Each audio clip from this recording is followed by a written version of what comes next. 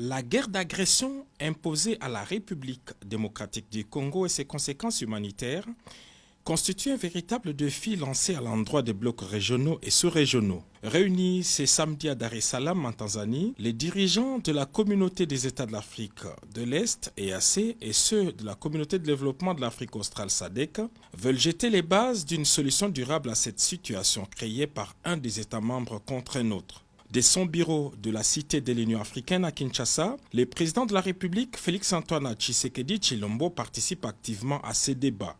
3 prises de parole ont marqué la cérémonie d'ouverture, à savoir l'allocution de la présidente de Tanzanie et hôte du sommet, Madame Samia Suluhu Hassan, les discours du président en exercice de l'EAC, William Ruto, ainsi que l'allocution du président en exercice de la SADC, Emmerson Mnangagwa.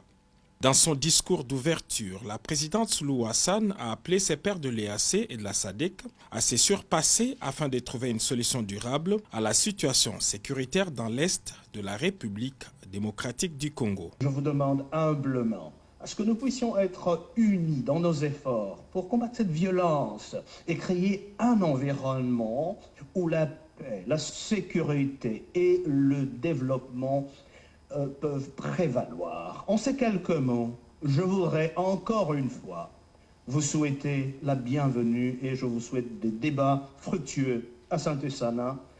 Merci beaucoup. Pour sa part, le président de l'EAC a dit qu'il est temps d'agir. Et donc, la situation en RDC affecte la communauté mondiale. Et de ce fait, nous appelons la communauté internationale à pouvoir se lever. Nous leur demandons de pouvoir appuyer la RDC en ces moments difficiles et collaborer avec le gouvernement de la RDC afin que l'appui et la sécurité soient fournis à ceux qui en ont le plus besoin. S'exprimant au nom de la SADC, le président Emmerson Mnangagwa a rendu hommage aux nombreux soldats et civils morts à Goma. Ce sommet historique de nos deux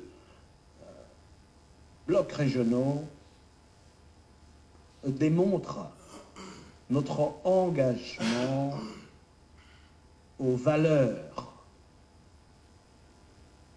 des fondateurs de l'Union africaine.